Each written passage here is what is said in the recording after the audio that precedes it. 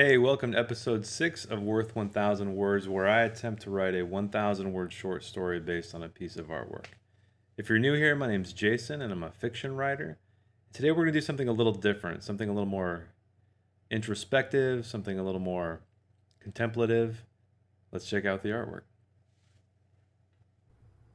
Today's artwork is by Robin Olausson, a senior concept artist out of Karlshamn, Sweden. Hopefully I pronounced that correctly. I probably didn't. And it is titled Grief. And I think you can see why. I thought this one would be interesting because it's not an action piece. There's not something about to happen anyway that is depicted here in the artwork. And there's this guy who is mourning this woman who's depicted on the shrine over on the bench in this drugstore. I think we all know what's going through his head right now, but I wanted to figure out his story, at least the brief moment that I can in 1,000 words. Thanks, Robin. I appreciate the effort to do something not so expected among all of the other artwork that features explosions and swords and blood and guts. I think this is really cool. All right, let's move on to the writing. First lines are always difficult to capture. I tend to sit and look at this artwork for a little bit before I even determine what it's going to be or in the realm of it. But I've been lucky so far. Most of my opening lines have been good enough, I should say. And I decided here to go with the candles as a starting point over on the shrine. And right here, I decided that, you can see that the floor is covered in water and his feet are elevated. And I thought maybe he hadn't been sitting there for very long, and I wanted to create some audible interest there. So that's the water dripping off of his shoes. And I have him here looking, well, not looking at his reflection, even though it's there. And he only wants to look at the picture that's in his hands. I couldn't really tell what it was, but you can see off to the side he looks like he has maybe some scattered photos. I don't know if that box is his or if that was already there or if those are even photos off to the side, but it made the most sense that he's looking at a photo. And you can tell here in the image that everything is calm. There's really no action other than maybe there's a breeze outside, maybe there's a little bit of stirring in the water, even though it does look still. And so I wanted to have that be kind of an overpowering obstacle for him, almost like the silence is deafening. And he can't seem to look at this photo for some reason. And that's, his internal struggle. It's difficult to look at this person that he's lost. And then here I bring back the dripping, singular this time. And it's frustrating to him because it's just another distraction. And using a sledgehammer as an image here to show what it actually feels like to him in his mind at this time. And then bringing that to his chest where he's feeling the contraction. And he is treated to silence. And right here I'm going to the shrine. I noticed there are 4 flames. And I thought this would be an interesting countdown piece. So I wanted to have some conflict here. I wanted to have some tension of some kind because there's no adversaries visible. And I wanted to spend as much time as possible in this actual scene in his head. I start with bringing the reader's attention to the candles. And that number of candles, he's saying, is there a significance there? No, there is no significance. He's trying to find meaning in this time, in this place, whatever thing he can ascribe meaning to. And I think as people, we do that all the time, probably more often than we should, finding meaning in things that aren't there. And then here we are. The countdown is continuing down to 3 flames. Because I wanted to get him off that seat. I needed to get him over to her somehow. And I thought maybe that these candles were going out. And it was like a trial for him to, in this very calm scene. Because every scene, as many scenes as you can should have conflict. You want to have ebbs and flows, obviously, but that is what makes a scene interesting, is conflict. And here the conflict is personified by, or I personify candles. And here we see the box of matches in his front pocket. And once again, I bring his attention to his reflection. Now that the water is stilled, there's no more dripping off his shoes, but he decides not to. Now, was he the cause of this death or her death? Is he responsible in some way? Maybe that's why he can't look at himself. And here I'm using a breeze as another device to put out the candles, but I decide I want to go back a bit and maybe not have it happen immediately. I wanted to have him be proactive before that happened. I wanted to use the wind as making it worse. Here he puts the photo down. I was thinking of a lot of different ways. Does it get mixed in with the rest? Does it get lost somehow? Because I always want to add not only the candles going out as a goal of his to relight them, but I guess I decide they're receipts. I think I may remove that later because I didn't feel like there was any significance there. And here he's fighting against his own pants. Yeah, his fingers have grown the size of a tree. So everything's making it difficult, right? His pants have gotten. When has his pants gotten so tight? He hadn't eaten in nearly a week. So everything is against him, right? The candles are going out. He can't get the matches, or he's having a difficult time getting the matches. And I use the salt patches on his jeans. I went kayaking with my daughter recently, and she fell in and had salt patches all over her pants. And I don't know, I just thought that might be a good visual to bring him back to some kind of memory. And I think I do that right here. Yeah. So he's now looking at the photo of the shrine, or on the shrine. I know this is probably too cliche, but I did it. And they're on the beach, and he's trying to take a photo of her, and there's foam and sand, and even the sun itself is making it difficult to allow her to smile. And then he smiles himself thinking about that memory. And what I did here is you can see that the storm of foam and sand, it evokes the idea that there is a wind. And so this is where I bring the wind. So he's the breeze and the past of this memory is in his head, and then I bring it to the physical, to now. There's just a sudden gust that hits him, disturbing the water on the floor, and then he's reminded once again that he's in this crumbling world. And then we find that there are two candles. And here I established that he dropped the photo. Well, the photo blew off that was on the shelf he was sitting on. So now that is yet another obstacle, or goal, I should say. So he dropped the photo in the water. It's getting damaged. Going back and editing that I shouldn't be doing right now, but it is. I'm sure you know how difficult it is to resist. And once again, I'm exaggerating the depth of the water. It's only a few inches, but an inch turned into 1,000 feet. But he gets it. I didn't want to overdo the struggle of getting this photo. It's just underwater at his feet. But it's brittle now. We can see, like rice paper. And he happened to grab it right where his thumb was over her face. And, maybe he's worried that if he removes it, it's going to destroy the photo. And we're back to the matches, what he needs to complete his mini quest to relight the candles. And here he's admiring the dryness of the box, sharp unworn edges, which everything here is unworn. I mean, everything here is worn and destroyed. So he takes comfort in that fact that these matches should work. And yet here we go. He as he's moving forward, he trips, kicks up some water, and I introduce broken glass as imagery that immediately hit me. Replicated to a million pieces, like the one that was maybe she was killed in some kind of car accident, or maybe she fell out a window, who knows, but there's glass involved. And that memory is too powerful for him here. He wanted to just completely shut down.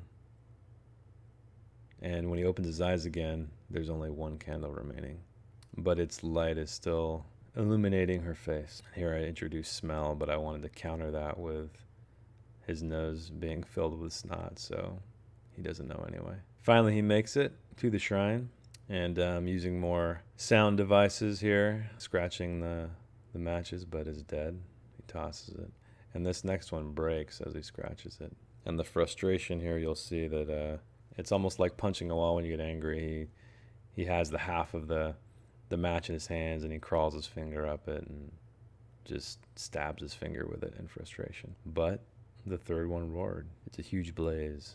And then here's another memory of 4th of July where he has a Roman candle, and he quickly stops the memory because it doesn't matter, and he's a little entranced by the match, but it's burning quickly. And I wanted here to introduce that, it's a painful thing. He's kind of sloppy when he lights this candle. There's still some hot wax pooled there, and we all know what that feels like. But he keeps his fingers there. And then we hear a voice, a 78. I just noticed the cars in the background. I am not a car guy. That is clearly a newer than 1978 car. That just came out of my psyche, I guess, or my head, because that is the year I was born, 1978. And then, as if I'm making fun of myself, you don't know shit about cars, then that is correct. And now he knows he's got to go. No more time to mourn.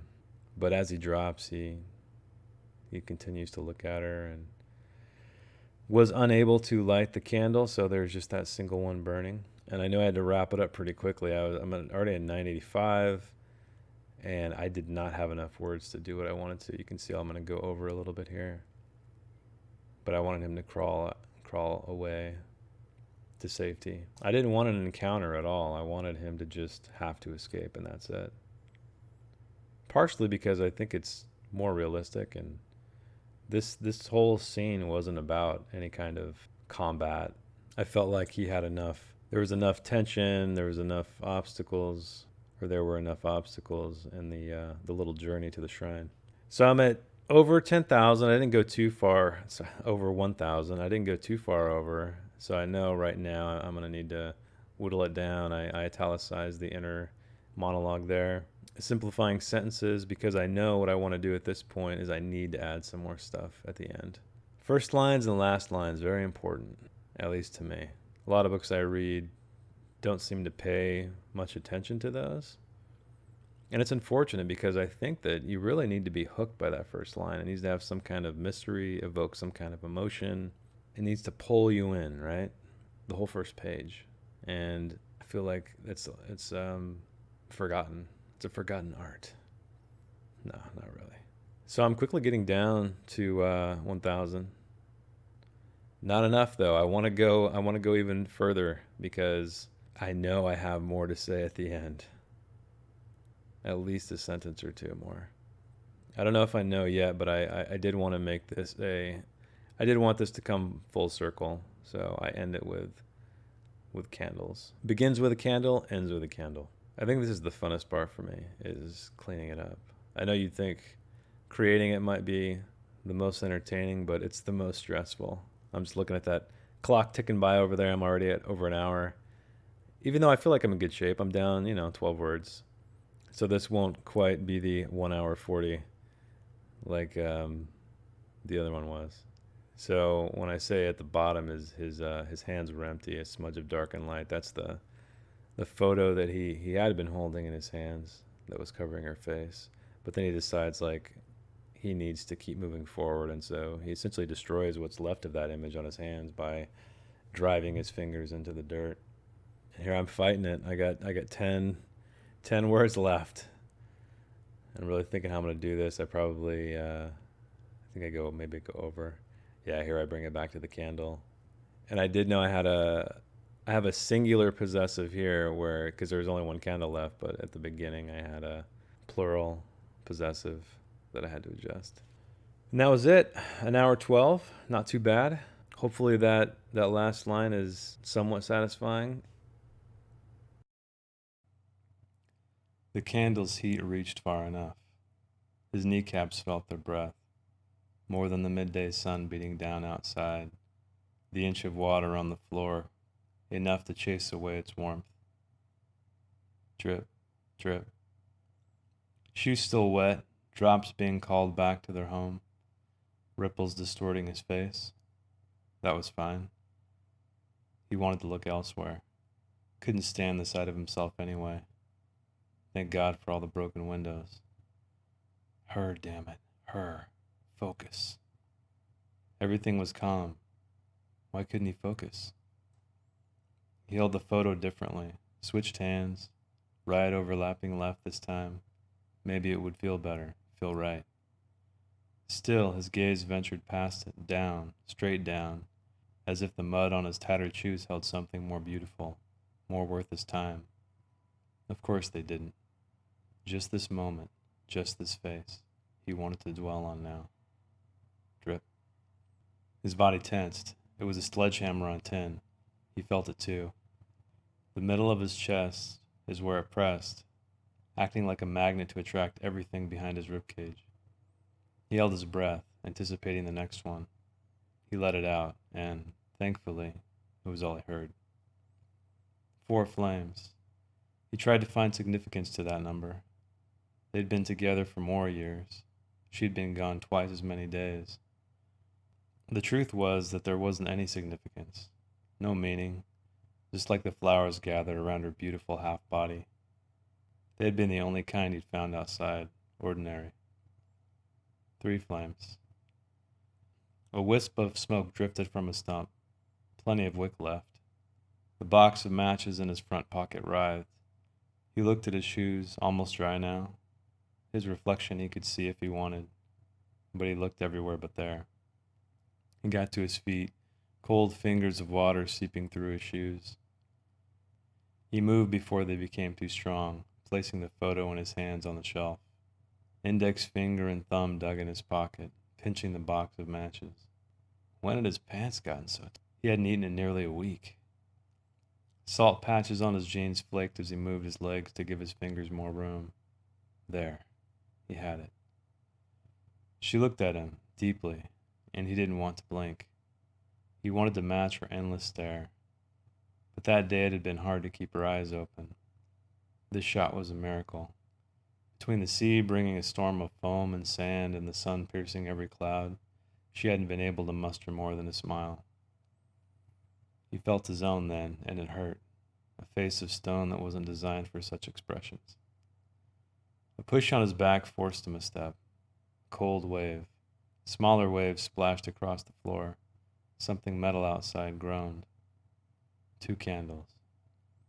He waited for the wind to pass, as if it could carry his position to those who sought him. He stood as still and as dead as everything else in the room. And then her face, a second face, looked up at him, the one he had held seconds ago. Colors deepened, then darkened as it slipped beneath the surface. An inch turned into 1,000 feet. He picked it up. It felt like rice paper in his hands, and he hated that his thumb had landed over half her face. He couldn't lift it, not yet. He still had the memory to complete it. He squeezed his other hand to assure himself the matches were still there. The dryness of the box, the sharp, unworn edges he loved, and he found that sensation on his face again, but this time it didn't hurt. His shoe found a crack in the ground 2 more steps toward her. Droplets flew, broken glass, a fractal that replicated to a million pieces, like the one that had. He closed his eyes, his entire head. He didn't want to see, smell, or hear, but his hands were occupied. A spatter of gravel, on wood, on paper, on her. He opened his eyes. 1 candle. Its light caught her hair first, flickering to her chin, then cheek, eyes. The tallest one, the proudest. Lavender? He hadn't read the box before tearing it open. Couldn't smell it through the snot that filled his nose.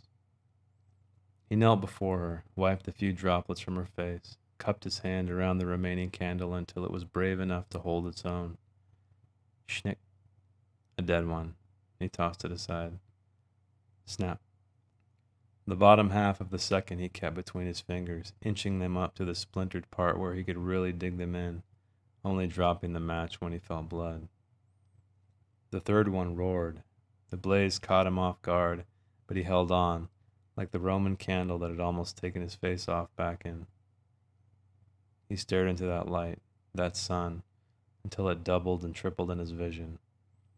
He'd light those fucking candles with him if this match wouldn't. The flame was hungry, quickly eating the kindling it was meant to, and he hurriedly lowered it to the candle with the longest wick, fingers submerging into the hot wax, waiting, hoping. 78? A hearty laugh. You don't know shit about cars, do you? The voice was an earful of more of that broken glass, and it forced him to the ground. He never looked away from her, that single candle giving him just what he needed. He crawled to the opposite door, away from the voices, away from her. Boots trampled grass, slurped mud, metal on metal, a sound he knew too well. The grass gave him shelter, escape. His hands were empty, a smudge of dark and light on his thumb, but he had to keep moving. He pressed it into the dirt like the rest of his fingers and pulled himself forward. The candle seat he couldn't feel, just the earth, the distance. Here we are at the end again, and I can't say that this is getting any easier. My times are fluctuating a little bit. I still don't know how I hit 50 minutes on the first one, but I'm hoping I'll make it happen one more time.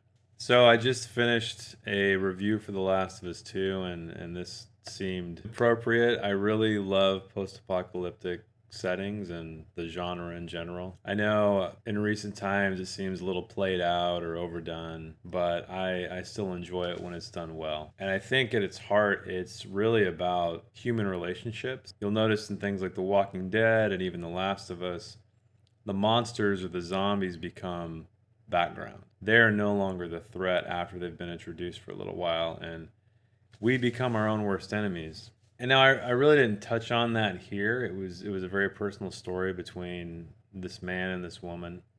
Really, what inspired me was what the artist wrote in the description for the piece of artwork, and it was something along the lines of, let me find it. Pretty sure the post-apocalyptic life doesn't give you a chance to mourn.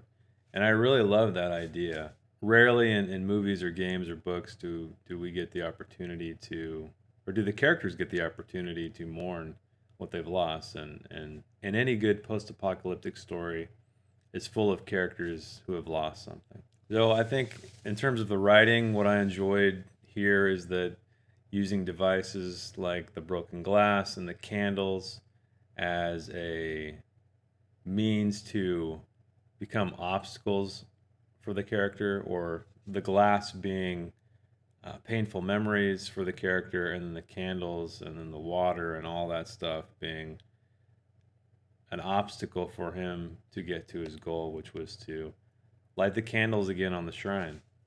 And as you know, in any good story, the character doesn't always get what they want. Where we see these two guys approaching the building he's in, and he knows he has to flee. But I mean, did he get enough time to say goodbye? I don't think we ever do. Sometimes you need that push, so to speak, to move on, and that's what those two guys provided to him. And I did try to create a mirror opening line and ending line with a candle. I'm a sucker for that kind of stuff. I just feel like every story coming full circle is really, it holds a lot more weight. But I enjoyed this one. Not sure what genre I'm going to do next. Think I'm running out of them on ArtStation. They're dominated by fantasy, sci-fi, horror, and genre content as you would expect. But we'll see what I can find. If you have a piece of artwork that you'd like me to write to, feel free to paste it in the comments below. I think that would be interesting because, I wouldn't say meticulously find these things, but ones that appeal to my taste and evoke a story to me. So it'd be great to see what you come up with. And I hope you got something out of this. Like I always say, I hope this inspired you to create some of your own art, whether it be writing, music, painting. And I will see you next week. Bye. If you'd like to read this story in its non-video format, check the link in the description. I didn't add anything else. Promise. Thanks again.